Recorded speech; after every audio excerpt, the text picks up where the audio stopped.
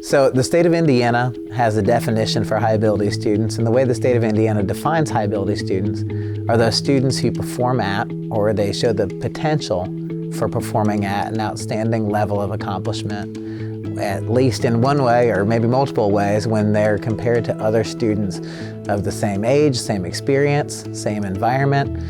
They're characterized by some kind of exceptional gift. High ability students, in my opinion, need to be challenged to think and apply what they're learning beyond sort of the basic curriculum and the basic activities that they get in their class. And they need to have these sort of activities tailored to sort of their needs and their levels that they're currently at. So when I get high ability students, it's like, through 40 years of teaching, they come to my class based on usually test scores that they've gotten in the junior high. I tend to look at it a little bit higher than that. We want them to be better critical thinkers, and analyze things. That's really what comes to mind when I come to high ability. I think high ability students need the opportunity to be able to explore concepts a lot deeper, given opportunities to be able to construct things and take things apart. They need to not be bored. They need to be interested and challenged by the work that they're doing. And I think a common misconception is that, challenging is just more homework or a more difficult problem set. That's not, busy work is kind of the bane of our existence. Like, we hate that. So I think you need to see why we're learning the concepts we're learning and how they apply to the real world, and what are their limits, where they come from. I think by setting up those foundations, you set yourself up well to take advanced courses in high school and go to strong colleges.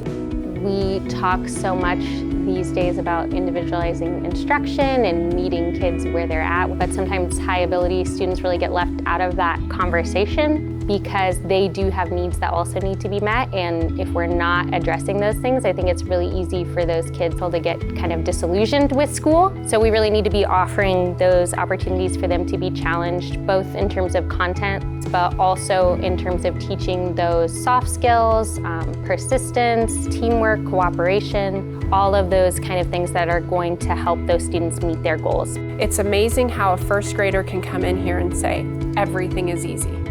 And I want to squash that right away because they're too young to be thinking everything in life is going to come easy. And there are some students I've had in the past who struggle to want to think critically and take the time to solve problems because they're not used to that. Because for many high ability students, until they get into maybe an honors section or just an upper level class, they're probably bored quite a bit because it's relatively easy for them. So I think they honestly really do like the challenge. I think they also need to be able to be in a cohort with other like-minded students that can give them an opportunity to have discourse that can seem a little bit more engaging, a little bit more interesting, a little bit more challenging for them so that they can go a little bit beyond what they thought they could. I believe they also need support. They need caring adults that are willing to put in the time and effort to provide those opportunities, and then also the tools and resources to make their dreams come true, to make their ideas come to fruition. Well, I believe that our job is to meet the students where they are at, how they learn, who they are. Every child is unique and special. So I believe here at RBB that it's our job to provide our high ability students with highly qualified teachers who knows the high ability student, how they learn. They were very effective in identifying that they were high ability students at a young age, which was not only helpful for teachers, but even as us as parents to realize, I think all of us like to think that our kids are smart and can move forward, but when you actually see that through testing and through that interaction with teachers, it really helps you to really be aware of what your kids' abilities are. I see the needs of RBB students being met when we do fun projects. For example, in Mrs. Ayers' classroom, we did a mock trial, and it was really fun because not only did it involve ELA and gathering evidence, but it also opened what it could possibly be as a lawyer or some kind of judge. But I also think that the RBB has a really good community for high ability students. All the teachers are really supportive because I feel like sometimes when you're high ability you think, oh, I'm supposed to be like really smart and I shouldn't have to ask questions, but they show you that you can and it's okay to ask questions, and that's also really nice. So in my classroom, one of the ways that I meet the needs of high ability students would be through my math workshop model. This is very student-led. So instead of showing students how to do a math concept, you take their prior knowledge and what they've learned in the past, and you kind of give these little breadcrumbs to get them started and activate their thinking into how to solve a new concept.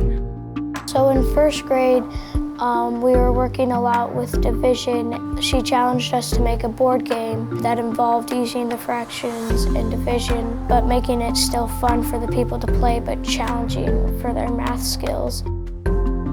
These kids love to talk, love to have discussions, so I provide as much opportunity as possible for those discussions because they learn so much from one another. Some of these kids have been together since kindergarten, and so they're almost like brother and sister. They draw from each other, they comfort one another, and so just making sure that they share their thoughts and feelings provides a really safe, comforting, open environment where they can just hopefully really thrive. The core of my classroom culture is all about collaboration and flexible problem solving. It's about project management. It's about working as a team to get a job done and being able to adjust with the process. We get real projects from members of our school community and our outside community where my students have a client come in and say, this is what we need from you. And it's up to them to, from the ground up, construct a plan, develop a concept, get approval from clients. It has a real-world audience. They know it matters beyond just the four walls of our classroom. And in turn, it means it really matters to them, and they put their heart and soul into what they do. You know, when we do lab activity, this is a science class, and we may throw some more analytical questions in there, because not only do they have to know what they're doing, they have to kind of figure out what are the main concepts and then applying those concepts to other situations besides the one we were just addressing. So even though you might read the state standards, there's no difference, there is a difference in the way the class is handled. RBB is doing a great job of continuing to think outside the box with their course offerings and with creating and spending time and money and energy on spaces like our design lab, where teachers have the opportunity to give students choice in what they build or design so that they can show off what they've learned in some non-traditional ways. We're getting a little bit away from the standard curriculum and letting the kids really take off with their learning.